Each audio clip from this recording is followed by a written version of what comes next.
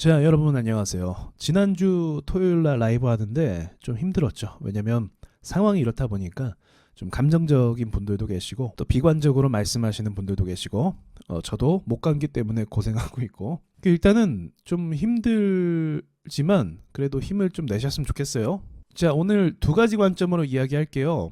첫 번째는 차트 관점으로 이야기를 해보고요. 또 두 번째는 정치적인 관점으로 이야기해 보겠습니다. 자, 시작하기 전에 저는 어떤 정당을 지지하거나 그런 관점으로 이야기하는 게 아니라 오로지 투자의 관점으로만 이야기한다는 거 생각해 주시면 좋을 것 같고, 개인적으로 저는 누구를 지지하거나 그런 게 사실은 없어요. 싫어하는 사람은 있죠. 싫어하는 사람은 김정은이죠. 북한. 근데 그건 군대 갔다 온 분들은 다 싫어하죠. 사실은 북한의 그 정권을 싫어하죠. 그리고 또 제가 지지하는 건 있어요. 뭐냐면 그 미국이에요. 왜냐하면 국제 정세에서 미국을 등진 나라는 다 작살이 났습니다. 그래서 제가 가끔 정치 이야기를 할 때는 이런 관점밖에 없어요. 누구를 개인적으로 지지하거나 그런 정당을 이야기하는 그런 건 거의 없고, 김정은이가 도발하면 가끔 제가 좀 욱하기도 하고, 또 이제 미국이 무슨 일을 하면 중심이 되니까, 투자의 중심이 되니까 그런 이야기를 하기도 합니다. 그러니까 오늘 영상도 오해하지 마시고 이런 관점으로 한번 보시면 될 것 같아요. 자, 먼저 차트적인 측면으로 봤을 때는 지금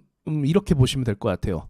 언론에서 계속 지금의 어떤 정치적인 문제를 다루고 있잖아요. 그래서 굉장히 심각한 사안이고 외신들도 굉장히 주목하고 있단 말이죠. 그래서 이게 신선한 충격이라고 제가 지난주에 말을 한번 한 적이 있었죠. 무슨 말이냐면 그런 거예요.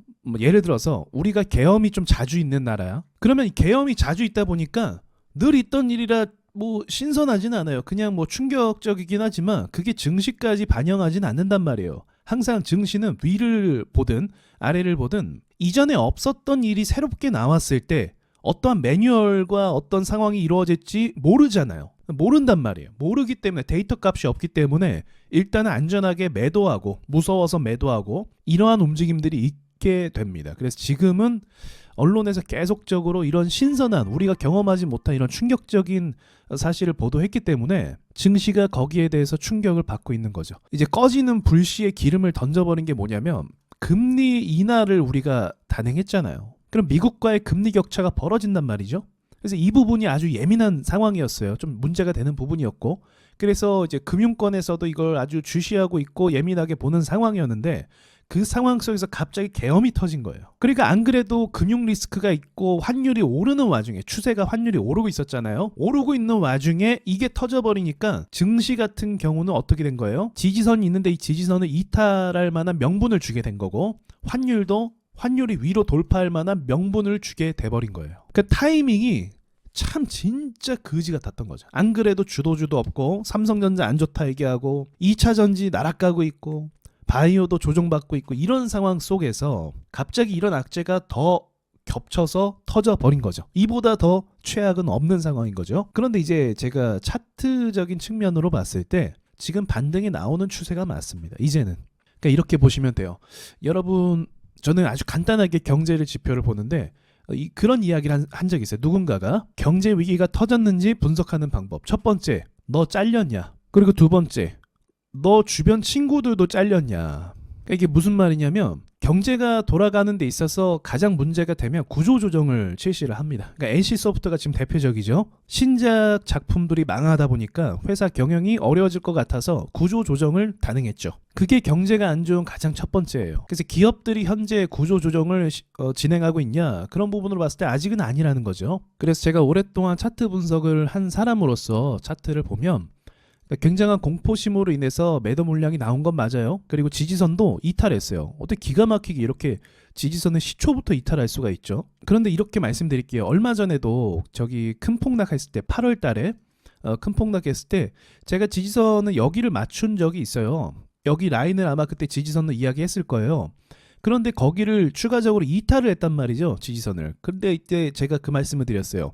지지선을 일시적으로 이탈할 수 있다고 말씀을 드렸어요. 왜냐면 떨어질 때 공포가 극대화되면 지지선은 그냥 무너뜨릴 수 있는 거예요. 이게 절대선은 아니에요. 근데 기준선은 되긴 해요. 그래서 이때 기준으로, 지지선을 기준으로 매수하거나 물을 타거나 그렇게 하게 되면 이제 회복할 가능성이 굉장히 높습니다. 그래서 지금부터는 반대로 종목들의 단기 저평가가 진행이 되는 부분이라고 좀 말씀을 드릴 수 있을 것 같아요. 이제 받아들이는 건 여러분의 몫이고 또 제가 이렇게 말한 것에 대해선 시간이 지나면 또 나타나겠죠, 결과로. 그래서 첫 번째로는 제 견해를 참고하시면 그렇게 보시면 될 것 같고, 그리고 두 번째로 정치적인 것을 이야기하자면 조심스럽지만 지금 어쨌든 이 상황과 문제가 해결이 될 것 같진 않아요, 단기간에. 그쵸? 그래서 방금 전에 이재명 대표는 14일인가요? 그때 또 뭐 탄핵을 시키겠다 이런 식으로 또 이야기를 하기도 하고, 그래서 한동안 계속 시끄러울 것 같아요.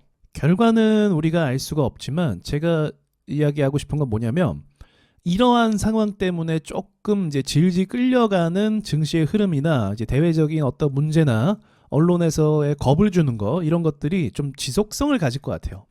그러니까 악재에도 종류가 있는데 지속성을 갖는 악재가 있는 반면에 또 단발적인 이슈로 그냥 끝나서 다음날 잊어버리는 악재가 또 있거든요. 근데 지금은 계속적으로 언론에서 보도할 만한 악재인 거죠. 그러니까 반대로 호재면은 계속 언론에서 호재를 이야기하는 거예요. 그럼 사람들이 매수하고 싶겠죠. 근데 반대예요. 지금은 언론에서 계속 뭐 환율 오른다, 뭐 증시가 위기다, 뭐 국민연금이 고갈된다, 이런 식으로 압박을 계속 주고 있단 말이에요. 맞는 말이기도 하지만 제가 봤을 때는 안 맞는 말도 있단 말이죠, 분명히. 근데 지금은 워낙에 사람들이 이제 공포심과 두려운 마음이 있기 때문에 언론에서 얘기하는 걸 주목할 수밖에 없고, 그것이 심리적으로 요동이 될 수밖에 없고, 그리고 증시에 영향을 줄 수밖에 없죠. 매수하고 싶겠어요, 누가 지금? 언론에서 그렇게 얘기하는데.